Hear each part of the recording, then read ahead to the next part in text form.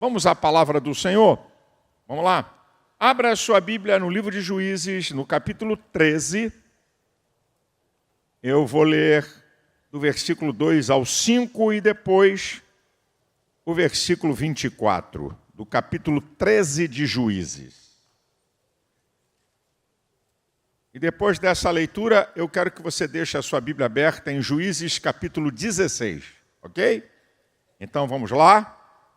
Josué, Juízes e Rute, só para você se localizar no texto da Bíblia.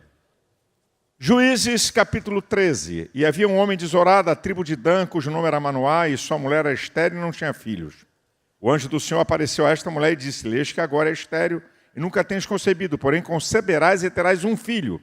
Agora, pois, guarda-te de beber vinho ou bebida forte, nem comas coisa imunda, porque eis que tu conceberás e terás um filho sobre cuja cabeça não passará navalha, porquanto o menino será nazireu de Deus desde o ventre, e ele começará a livrar a Israel da mão dos filisteus. Versículo de número 24.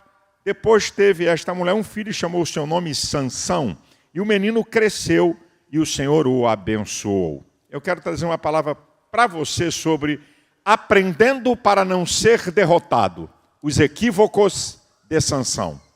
Aqui na minha palavra introdutória, só para você poder ter a ideia, o que era a lei do nazireado, uma coisa lá do povo de Israel, do Antigo Testamento, que não tem hoje nenhum valor. A lei do nazireado, uma pessoa fazia um voto por um tempo para ser um nazireu. Não podia cortar cabelo, rapar a cabeça, nem beber bebida forte, nem tocar em nada imundo. Está lá em Números capítulo 6, a lei do nazireado. Então, essa mulher era estéril, o Senhor falou que ela ia ter um filho e disse que esse filho seria dedicado ao Senhor no sentido de ser separado, ele seria um nazireu. O nazireu era separado para Deus. E eu quero mostrar algumas coisas da vida de Sansão, que é muito importante. Como nós sabemos, o Antigo Testamento não é compêndio doutrinário para a igreja, mas é um compêndio rico em histórias, em exemplos para nós, para guiar a nossa vida, para observarmos onde erraram, onde acertaram, o que agrada a Deus, o que não agrada a Deus. Então, eu quero mostrar aqui para vocês, número 1, eu até esqueci de mandar um esboço para o pessoal da mídia para colocar na tela, mas não tem problema. Então, número 1, eu quero falar sobre os passos para a derrota. Quais foram os passos desse camarada? Sansão, na tipologia bíblica, representa o crente cheio do Espírito Santo no Novo Testamento. Nós não temos nenhum exemplo no Antigo Testamento tão poderoso e forte como alguém cheio do Espírito Santo como Sansão. Então, Sansão é tipo do crente cheio do Espírito Santo do Novo Testamento. Para você ver que a questão de queda e de derrota não lhe dá salvo-conduto você ser cheio do Espírito Santo. Então vamos ver os passos para a derrota desse homem, que é o maior exemplo de alguém cheio do Espírito Santo no Antigo Testamento. Número 1, ele não valorizou o pacto de Deus na sua vida. Ele não valorizou o pacto de Deus na sua vida. Você vai ver na história que ele tem um leão morto e lá tem um pote não é a palavra, não é pote, um enxame de abelhas que fez um mel e ele foi lá e tocou. Ele era proibido de tocar em coisas mortas. Então, ele não valoriza o pacto de Deus na sua vida. O pacto com Deus produz aliança, intimidade com Deus. E quando a gente fala de pacto com Deus, tanto que está lá no Antigo Testamento, o princípio vale. O pacto com Deus é sustentado pela obediência, é sustentado pela santidade, é sustentado pela fidelidade e pela comunhão. Então, quem quer ter pacto com Deus, quem quer ter aliança com Deus, aqui estão os pilares para a construção de uma aliança com Deus através do pacto que você tem com Ele. A obediência, Ele desobedeceu. A santidade, que é viver separado. A fidelidade, é você cumprir aquilo a que você se obriga. E a comunhão com Deus. Segundo lugar, nós vamos verificar que nessa caminhada de Sansão para a derrota, tem uma segunda coisa muito interessante, que são os relacionamentos perigosos. Juízes, capítulo 16, versículo 1 e 4. Foi-se Sansão a Gaza e viu ali uma mulher prostituta e entrou a ela. Versículo 4. Depois disto, aconteceu que se afeiçoou a uma mulher do vale de Soreque, cujo nome era Dalila. Preste atenção nisso aqui, meus irmãos. A Bíblia diz em 1 Coríntios 15, 33, que as más conversações corrompem os bons costumes. Se as más conversações corrompem os bons costumes, que dirá a intimidade? Se mais conversações pode te corromper, que dirá a intimidade? Então, a Bíblia dá alerta para nós, a Bíblia dá dicas para nós, lá em 2 Coríntios, capítulo 6, a partir do versículo 14, o apóstolo Paulo fala uma coisa para a igreja. Que sociedade tem a justiça com a injustiça? Que comunhão tem a luz com as trevas? Que concórdia entre Cristo e Belial? Que parte tem o fiel com o infiel? Que consenso tem o templo de Deus com os ídolos? Porque vós sois o templo do Deus vivente. Como Deus disse, neles habitarei e com eles andarei. Eles serão meu povo, eu serei o seu Deus, pelo que saí do meio deles. Não toqueis nada imundo, então eu vos recebereis, vós sereis para mim filhos, eu serei para vós pai, diz o Senhor Todo-Poderoso. Olha o que é que Paulo está falando sobre esse relacionamento com pessoas que não têm princípios de fé. Mas deixa eu fazer uma ressalva, cuidado. Ah, então, pastor, eu não posso me comunicar com as pessoas? Então vamos para a Bíblia. O apóstolo Paulo diz que se você não quiser se comunicar com as pessoas desse mundo, com devassos, ele até usa uma questão até bem profunda. Então você tem que sair do mundo. Eu não estou falando da convivência que você tem como ser humano, de trabalho, de vizinho, de relações sociais. Eu estou falando de intimidade. Não estou falando das relações como ser humano, senão você não vive. Você não compra, você não vende, você não faz nada, você não trabalha. Não é isso. Eu estou te mostrando aqui a decadência de um homem cheio do Espírito Santo. Ele não valoriza o pacto de Deus, ele tem relacionamentos perigosos com prostitutas, é o que o texto está mostrando para nós, e aí a coisa, como diz o outro, vai esquentando e vai aprofundando. A paixão toma conta do seu coração. Olha o que é que diz o versículo 4 que eu acabei de ler. E depois disto que aconteceu, que se afeiçoou ou se apaixonou por uma mulher do vale de Soreque, cujo nome era Dalila. Então, a paixão toma conta do seu coração e você precisa entender a diferença entre paixão e amor. A paixão é da natureza humana. O amor é da natureza divina. 1 João 4,8 diz que Deus é amor. A paixão é egoísta e busca o seu interesse. O amor busca o interesse de outro. 1 Coríntios 13,8. A paixão prejudica outros. O cara é capaz de abandonar uma mulher com um filho pequeno, e desculpa a expressão, e seguir um rabo de saia. É capaz de prejudicar uma família, e a história está aí, até dentro da igreja. Tem histórias. O cara abandona uma mulher com criança e vai embora com outra. Porque a paixão é assim, ela prejudica outros. O amor não prejudica. Romanos 13,10 diz que ele não faz mal ao próximo. A paixão, muitas vezes, se transforma em ódio. O amor jamais vai se transformar em ódio. A paixão é superficial, violenta e de pouca duração. No máximo, segundo os especialistas, 3 anos. O amor, ele é profundo e durável. A paixão é burra e louca. O amor é sábio. A paixão é cega. O amor revela o caráter de Deus. Então há uma diferença muito grande entre amor e entre paixão. Ele se apaixonou por uma mulher, mas continua aí, continua a coisa não para por aí. Ele não valoriza o pacto de Deus, relacionamentos perigosos, paixão toma conta do coração dele. E 4º lugar, ele brinca com a fragilidade humana. Vai do versículo 6, eu não vou ler, até o versículo 15. Né?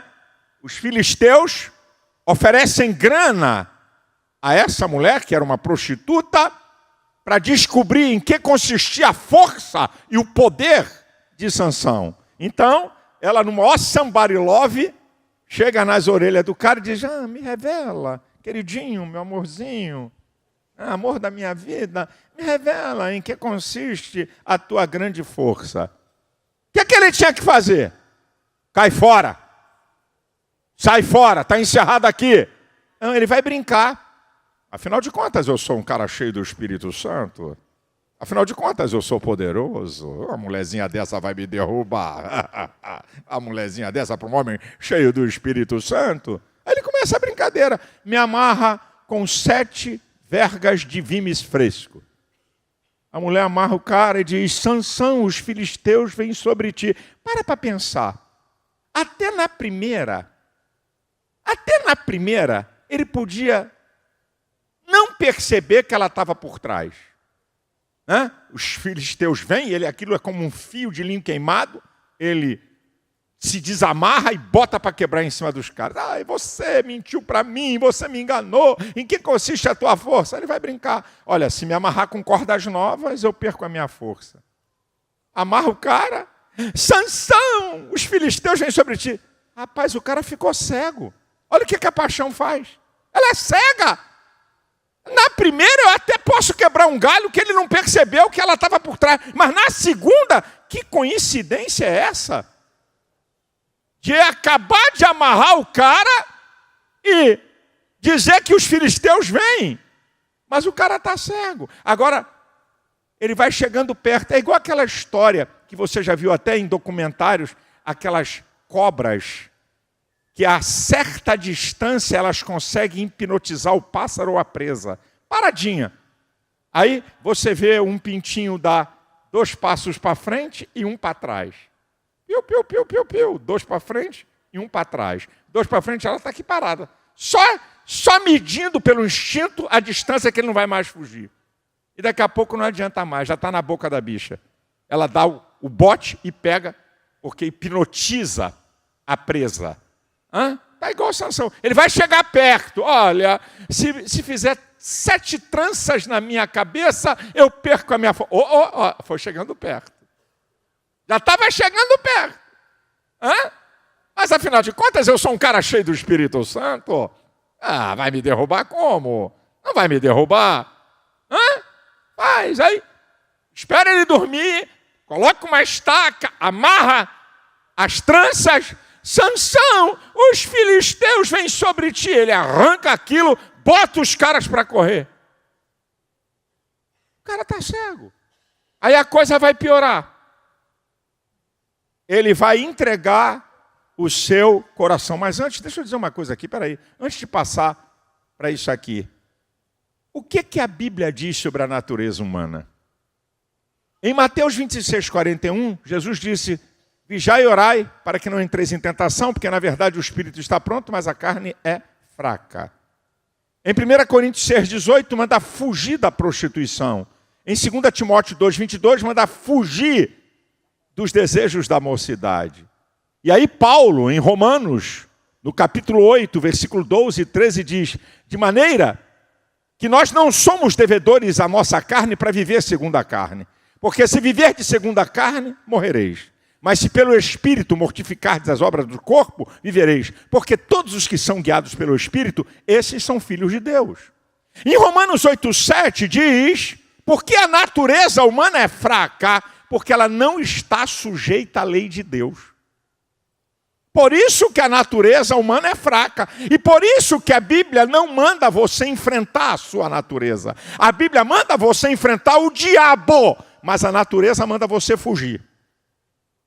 Natureza foge, capeta enfrenta. Aqui é que está a chave da questão. Então, Sansão, ele vem nos seus passos para a derrota, a paixão toma conta do seu coração, ele brinca com a fragilidade da sua natureza e ele vai entregar o seu coração. Olha o versículo 16 e 17.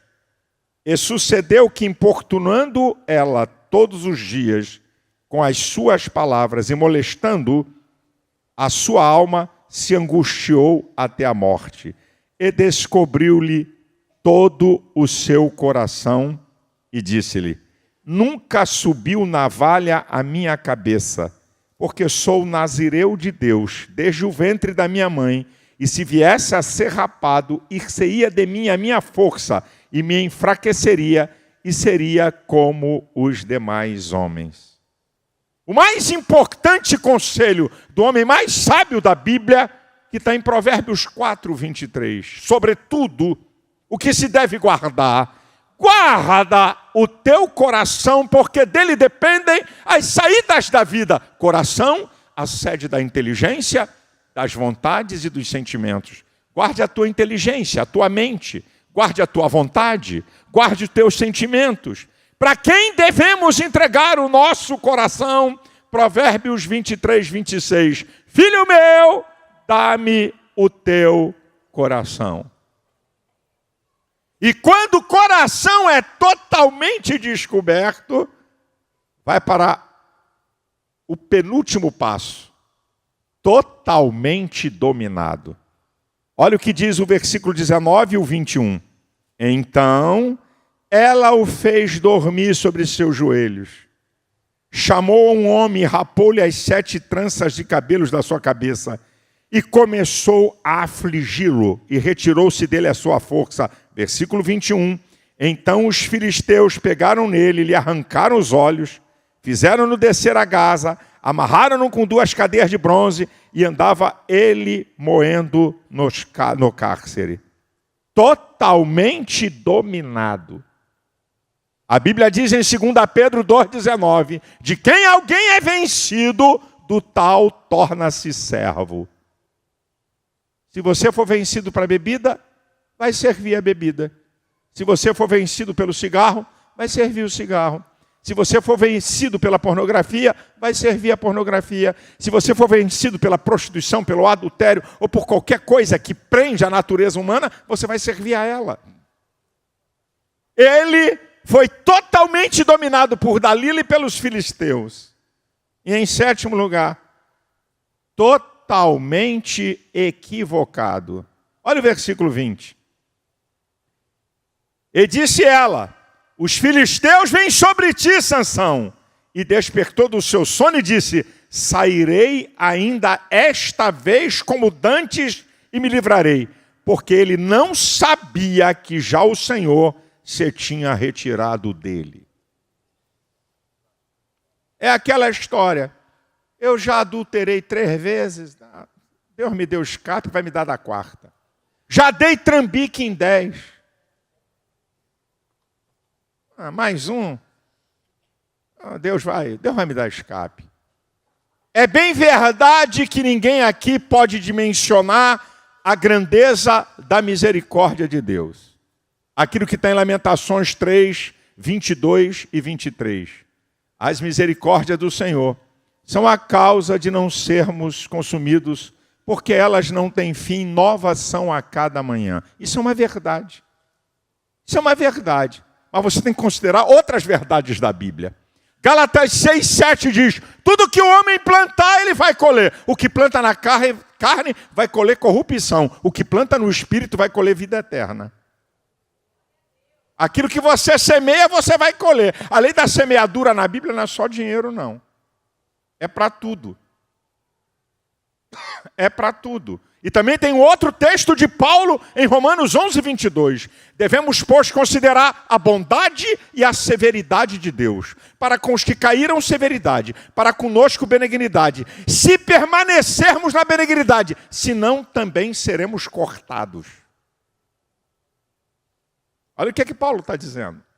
Eu não posso dimensionar, porque se não for a misericórdia do Senhor, a sua bondade, a sua compaixão, o seu amor, eu já não estava nem aqui, já tinha até morrido.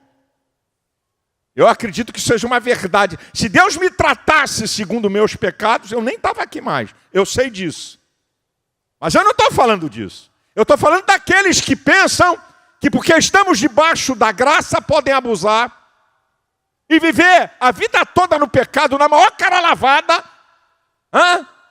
viver em adultério, viver na prostituição, viver no pecado, ser dominado por ele, servir ao pecado e achando que Deus, desculpe a expressão, é macaco gordo para quebrar o galho.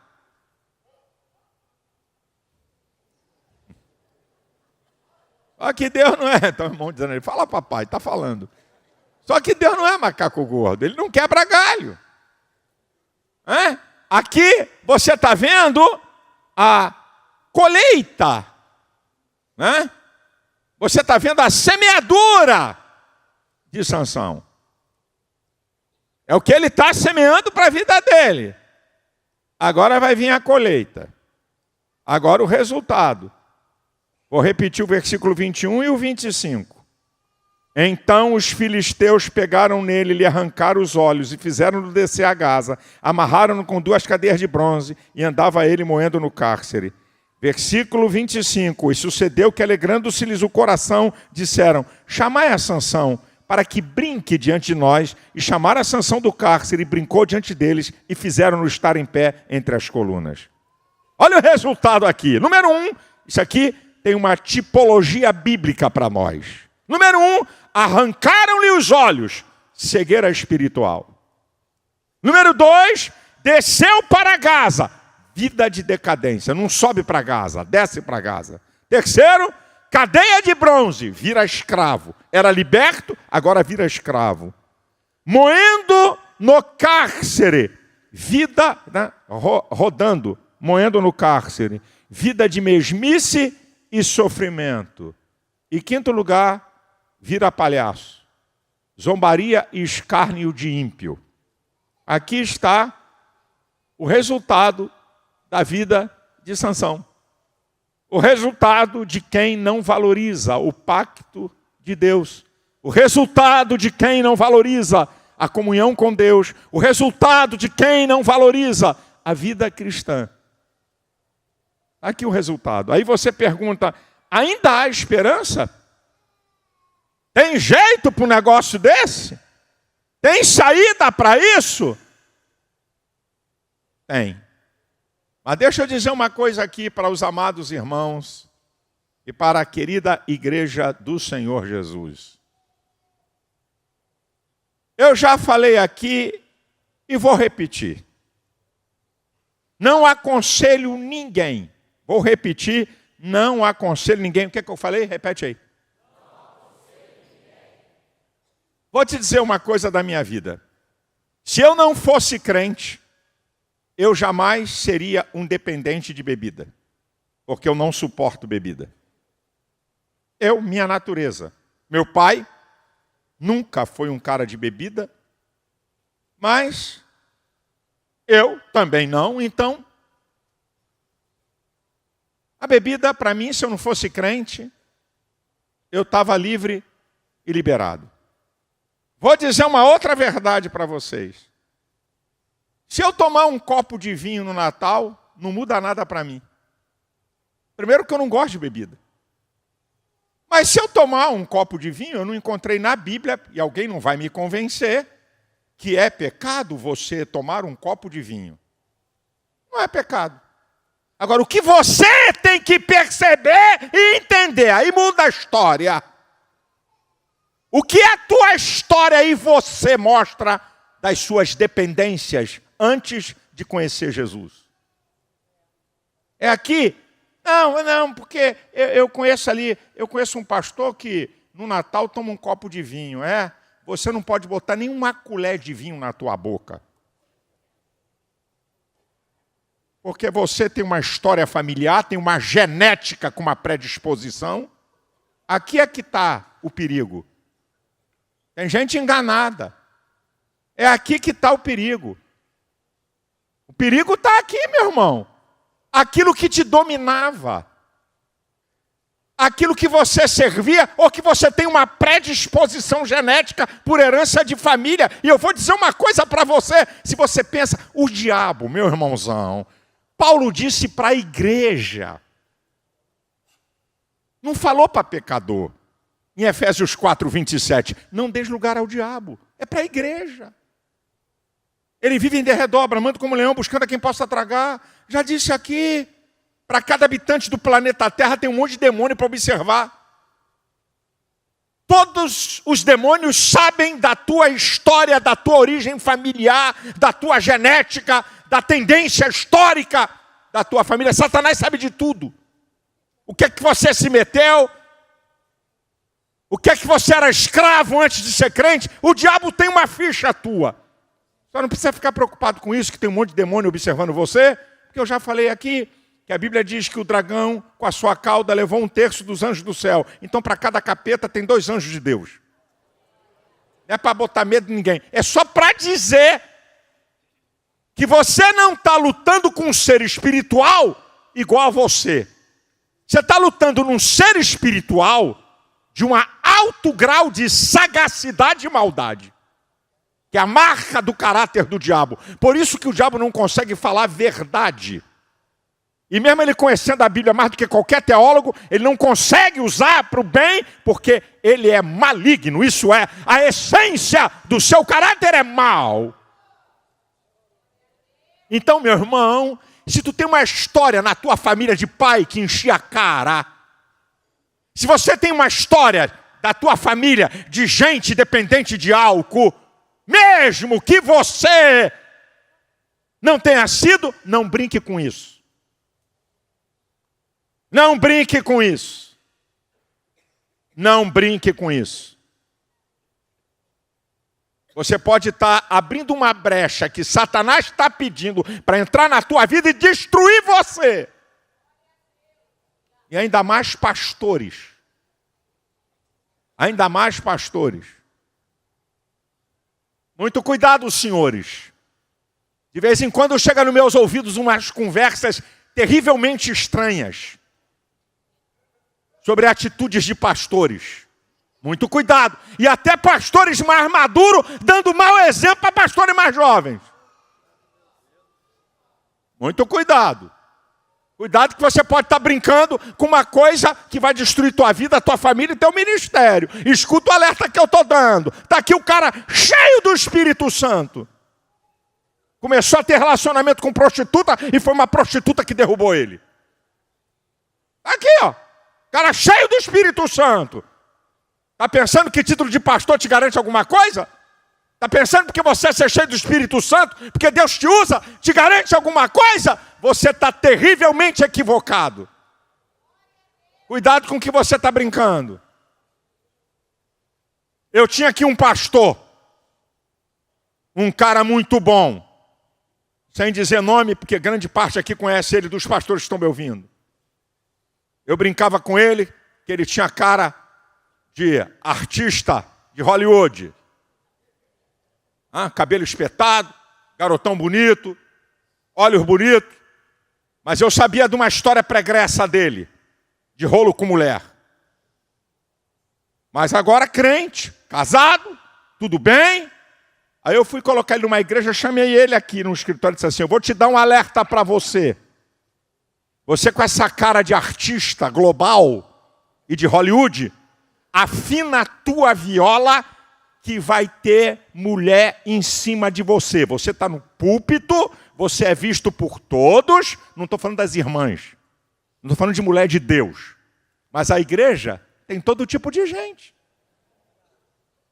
Então estou fazendo essa ressalva para não dizer: poxa, pastor, você está falando das irmãs? Não estou falando de irmã, de mulheres de Deus, mas está aqui no meio. Assim como tem homens de Deus, também tem os malandros aqui dentro.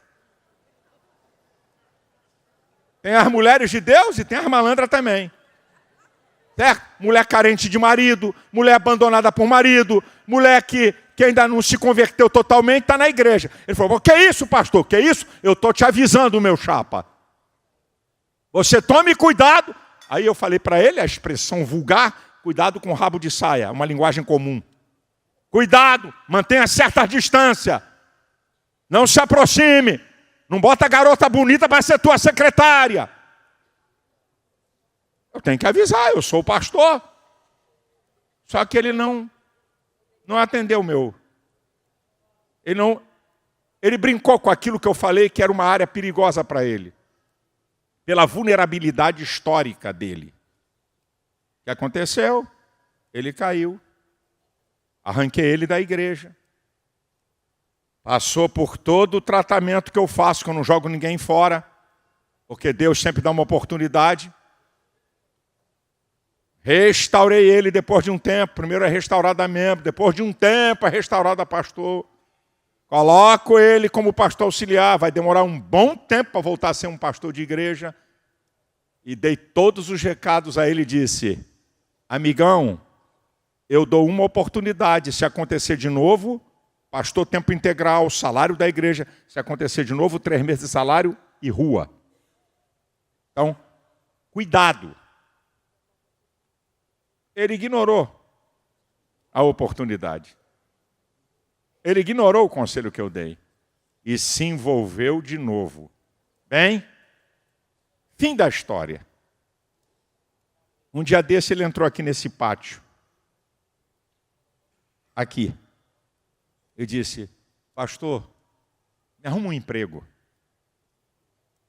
O cara era pastor de igreja. O cara tinha salário, tinha uma família bonita. E eu?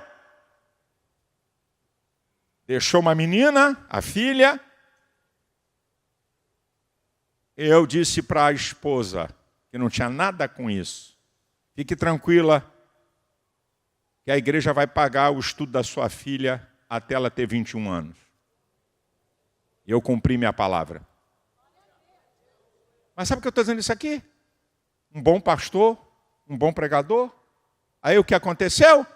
Toda aquela herança maldita, bebida, drogas, tudo voltou em cima do cara.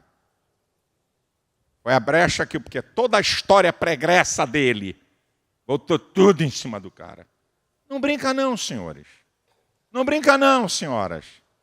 Alguma área, porque nós somos diferentes. Eu disse para você, bebida para mim não diz nada.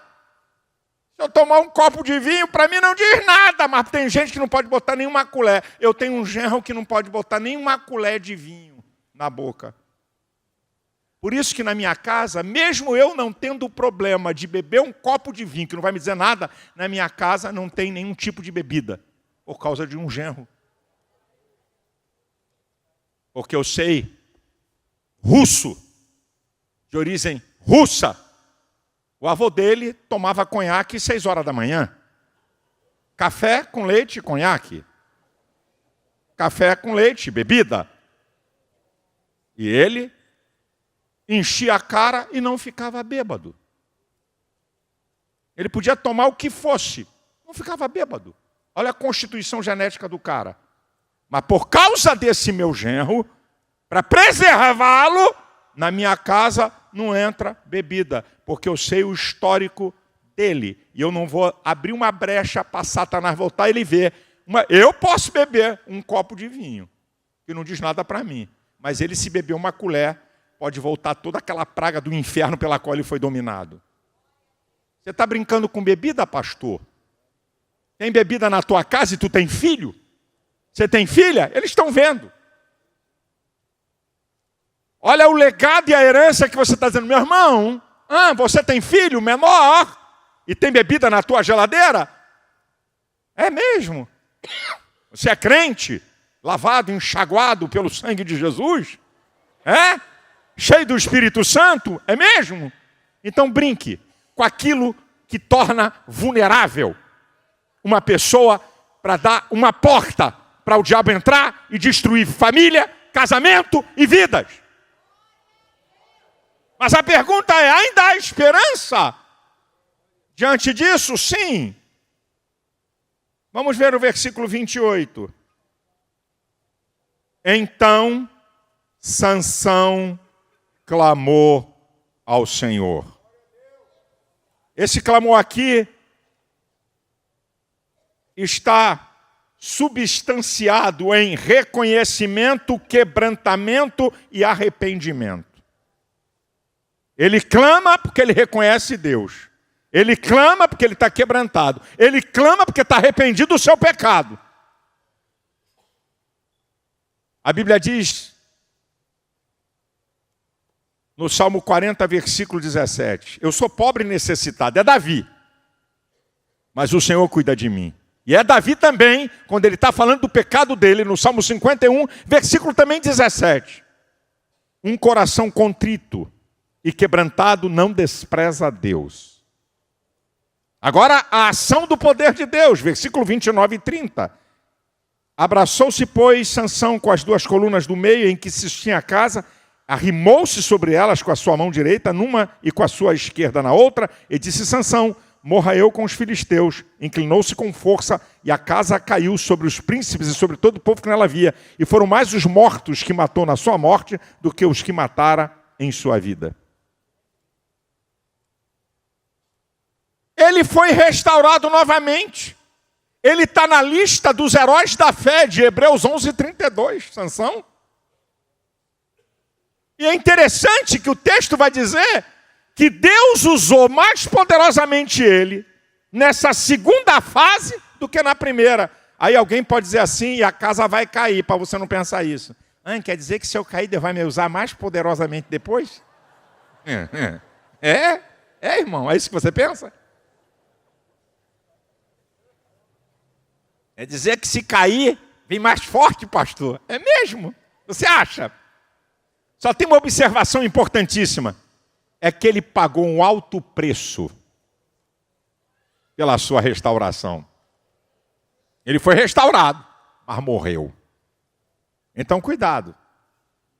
Não pensa porque Deus vai te usar porque você caiu e Deus vai te usar novamente que vai ter moleza. E sabe o que eu paro para pensar, irmãos? Que graça de Deus é essa nossa, que considera e reconhece que um assassino cruel pode ser liberto, salvo e transformado. Uma pessoa perversa pode ser liberta, salva e transformada.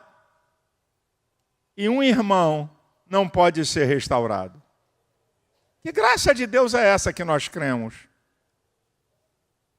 Eu tive aqui uma questão, aqui na igreja, um pastor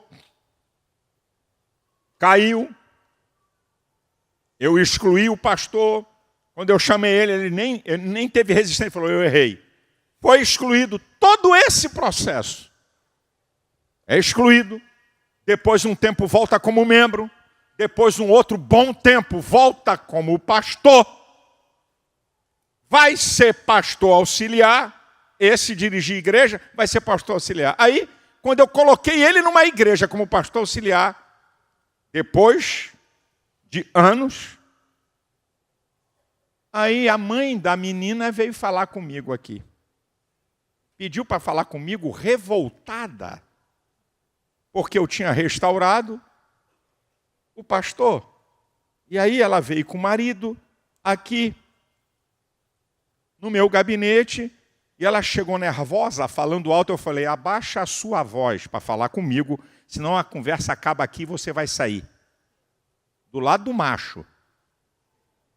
Não bota regra comigo, não vem querer falar alto não, porque não vai dar certo. Aí ela sentiu, abaixou a voz. Isso é um absurdo. Eu falei, minha irmã, que graça de Deus você tem.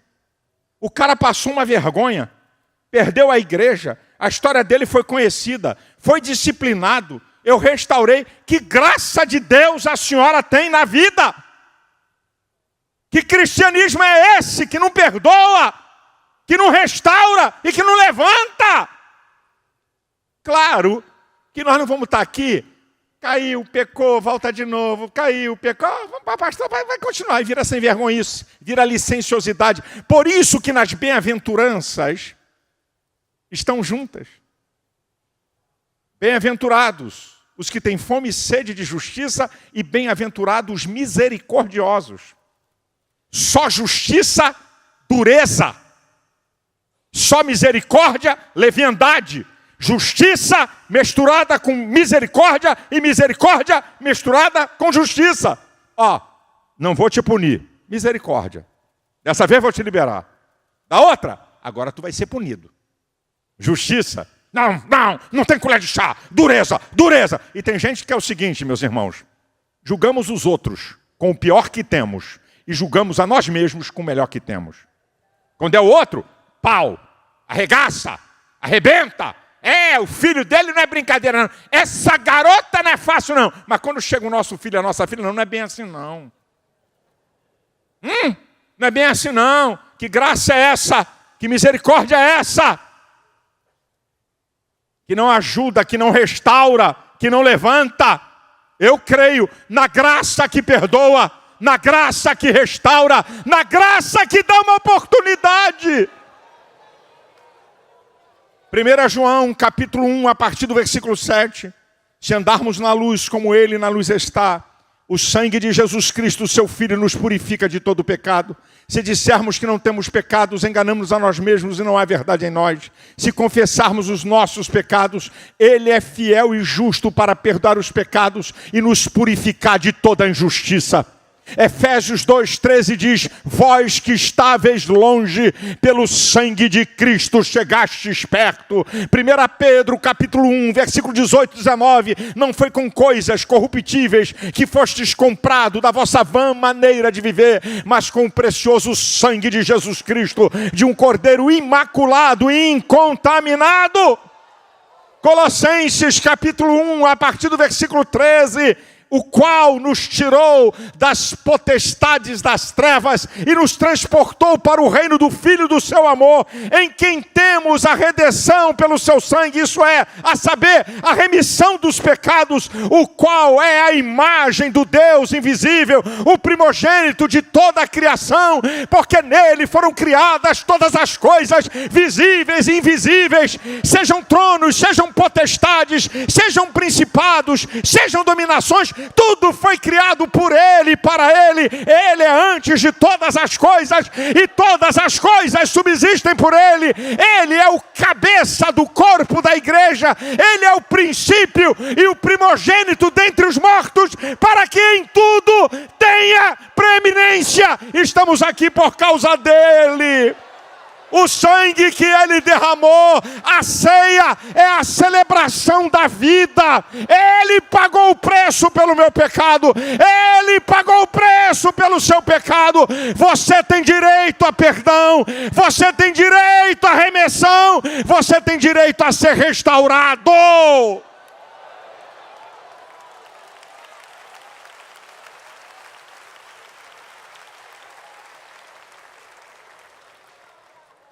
Eu não sei como você entrou aqui. Eu não sei quem é você no sentido da sua vida. Conserte.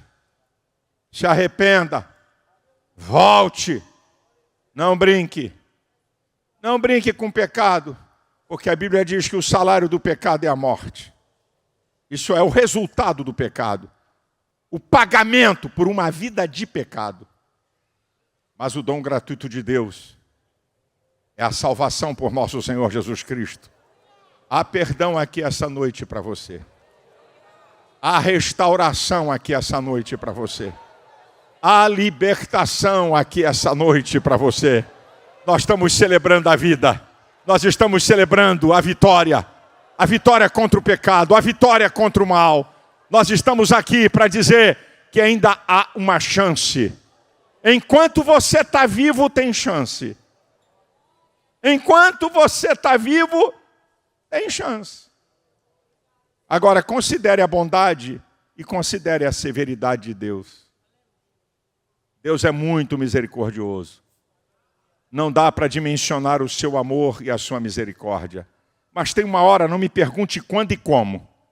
Tem uma hora que Deus diz assim, chegou, acabou a oportunidade para você. Só Deus, que é o justo juiz, tem o poder de determinar isso. Eu aprendi com a minha escola, eu aprendi com o meu pastor, o pastor José Santos. Eu estive do lado dele 30 anos. Ele dizia para mim, Silas, todo homem merece uma oportunidade. Todo homem merece uma oportunidade. E como ele foi meu mentor, eu guardei isso no meu coração. Todo homem merece uma oportunidade. Por isso que pessoas que erram comigo, eu não levo a ponta de faca. Posso até punir, posso até tomar uma atitude, mas vai ter uma janela de uma saída. Cuidado, para você não levar a ponta de faca tudo que fazem com você. Porque aquilo que você quer, Jesus falou em Mateus 7,12, tudo o que quereis que os homens vos façam, fazei vós também. Disto depende a lei e os profetas. Você quer misericórdia? Pratique a misericórdia. Você quer bondade? Pratique a bondade. Você quer perdão? Doe perdão. Você quer ajuda por um erro? Ajude outros que erraram. Cuidado com o teu senso de justiça, porque a Bíblia diz...